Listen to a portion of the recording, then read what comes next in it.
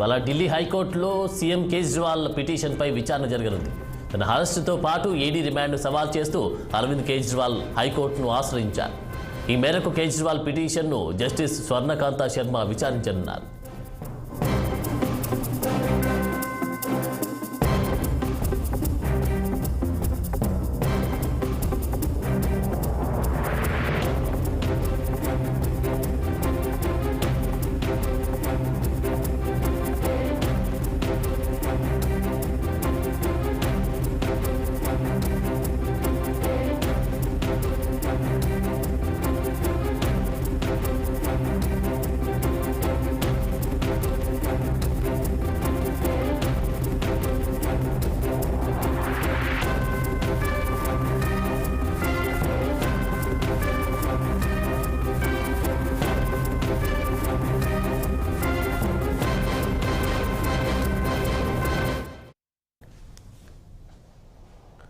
ఇవాళ ఢిల్లీ హైకోర్టులో సీఎం కేజ్రీవాల్ పిటిషన్పై విచారణ జరగనుంది. తన అరెస్టుతో పాటు ఈడీ రిమాండ్ను సవాల్ చేస్తూ అరవింద్ కేజ్రీవాల్ హైకోర్టును ఆశ్రయించారు. ఈ మేరకు కేజ్రీవాల్ పిటిషన్ను జస్టిస్ స్వర్ణకాంత శర్మ విచారించనున్నారు. ఇక ఇదే అంశానికి సంబంధించి తాజా అప్డేట్స్ మా ప్రతినిధి అశోక్ అందిస్తారు. అశోక్, సో ఢిల్లీ లిక్కర్ కేసులో దేశవ్యాప్తంగా రాజకీయాల్లో ప్రకంపనలు సృష్టించిన విషయం తెలిసిందే. ఇప్పటికే పలువురు కీలక రాజకీయ నేతలతో పాటు ముఖ్యమంత్రి కేజ్రీవాల్ కూడా అరెస్ట్ అయ్యారు. ఢిల్లీ ముఖ్యమంత్రి ఈ కేసులో ఢిల్లీ సీఎం కేజ్రీవాల్ అరెస్ట్ చేసి ప్రస్తుతం ఈడీ కస్టడీలో ఉన్నారు.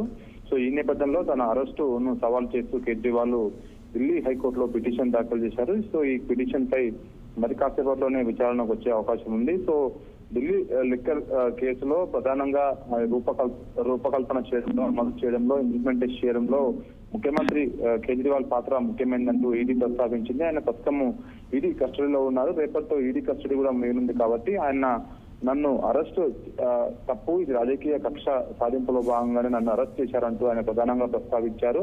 సో గతంలో ఇదే కేసుకు సంబంధించి సుప్రీంకోర్టు అప్రోచ్ అయితే సుప్రీంకోర్టు ఆయనకు సూచనలు జారీ చేసింది. దిగువ కోర్టు అయిన హైకోర్టుకు వెళ్లాలంటూ ఆయనకు సూచనలు జారీ చేసిన నేపథ్యంలో ఆయన ఢిల్లీ కోర్టును ఆశ్రయించారు. సో దీనిపైన మరి కొద్దిసేపట్లోనే హైకోర్టు విచారించబోతుంది. మరి ఈ విచారణలో అటు ఈడీకి సంబంధించిన న్యాయవాదులు కానీ ఇటు కేజ్రీవాల్ న్యాయవాదులు ఉండబోతున్నారు. మరి ఏ విధంగా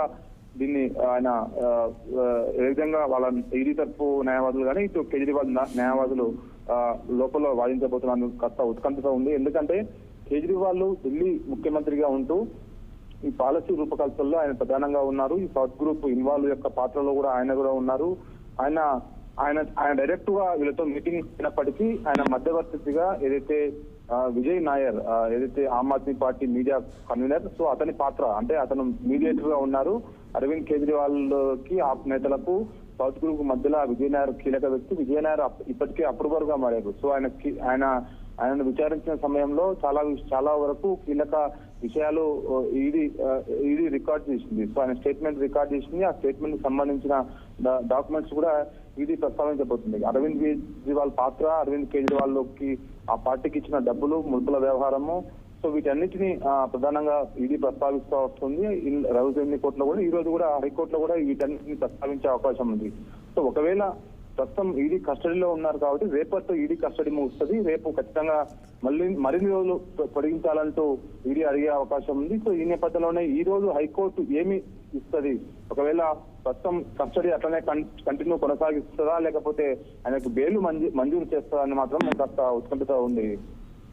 అశోక్, మరి అరెస్టుతో పాటు ఈడీ రిమాండ్ను సవాల్ చేస్తూ అయితే అరవింద్ కేజ్రీవాల్ మరి హైకోర్టును ఆశ్రయించారు.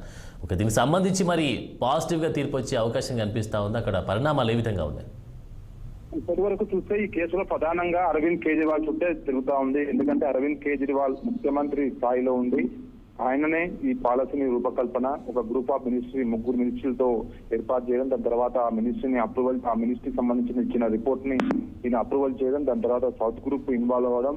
సో అంటే ఒక ప్లాన్ ప్రకారం ఉందని ఈడీ వాదిస్తా ఉంది. సో ఈ ముఖ్యమంత్రి స్థాయిలో ఉండే తీసుకోవాల్సిన డిసిషన్స్ ఈయన తీసుకున్నారు కాబట్టి ప్రధాన ముద్దాయి కేజ్రీవాలే వస్తారు కాబట్టి కేజ్రీవాలే అత్యంత కీలక వ్యక్తి. ఈయనకు తెలియకుండా ఏమీ జరగలేదు. మొత్తం ఫస్ట్ నుంచి ఎండ్ వరకు అంటే పాలసీ రూపకల్పన నుంచి ఎవరెవరు చేయాలి, ఎక్కడెక్కడ డబ్బులు తీసుకున్నారు, గోవాలో ఎలక్షన్స్ లో వీటిని ఖర్చు పెట్టడం, అదేవిధంగా పంజాబ్ ఎలక్షన్ లో ఖర్చు పెట్టడం, దాని తర్వాత సౌత్ గ్రూప్ ఇన్వాల్వ్ అయ్యి ప్రధానంగా ఏదైతే లిక్కర్ కేసు సంబంధించిన వ్యవహారంలో కేజ్రీవాల్ ప్రధానంగా ఉన్నారంటూ ఇది ప్రస్తావిస్తుంది. సో కేజ్రీవాల్ కి ఖచ్చితంగా ఊరట లభిస్తుందా అంటే అది క్వశ్చన్ మార్క్ అని చెప్పుకోవచ్చు. ఎందుకంటే ఈ కేసులో ఇప్పటి వరకు ఎవరైతే అరెస్ట్ అయ్యారో ఎవరికి ఊరట తగ్గలేదు. కేవలం సిబిఐలో ఎవరైతే అరెస్ట్ అయ్యారో వారికి ప్రస్తుతం బెయిల్ మీద బయట ఉన్నారు తప్ప ఈడీ కేసులో ఎవరైతే అరెస్ట్ అయ్యారో వాళ్ళు ఇంకా సంవత్సరాల కాలం నుంచి జైల్లోనే మగ్గుతున్నారు. గత సంవత్సరం ఫిబ్రవరి మాసంలో అరెస్ట్ అయిన డిప్యూటీ సీఎం మనీష్ సిసోడియాతో పాటు మిగతా ఎవరైతే సౌత్ గ్రూప్ సంబంధించిన ముఖ్య వ్యాపారస్తులు ఉన్నారో వారంతా ప్రస్తుతం జైల్లోనే ఉన్నారు. కొంతమందికి బెయిల్ వచ్చింది తప్ప అందరికీ లోపలే ఉన్నారు. కాబట్టి ఈ కేసులో ఈయనకు ఊరట వస్తుందా లేదా అనేది మాత్రం కాస్త క్వశ్చన్ మార్క్ అని చెప్పుకోవచ్చు. ఎందుకంటే అత్యంత కీలకమైన వ్యక్తి, ఈయనను కవితను కలిపి విచారించాల్సిన అవసరం ఉంటుంది. కాబట్టి ఖచ్చితంగా ఈడీ బలమైన వాదనలు వినిపించే అవకాశం ఉంది. ఈడీ దగ్గర అన్ని ఆధారాలు ఉన్నాయి కాబట్టి మరి థ్యాంక్ యూ అశోక్.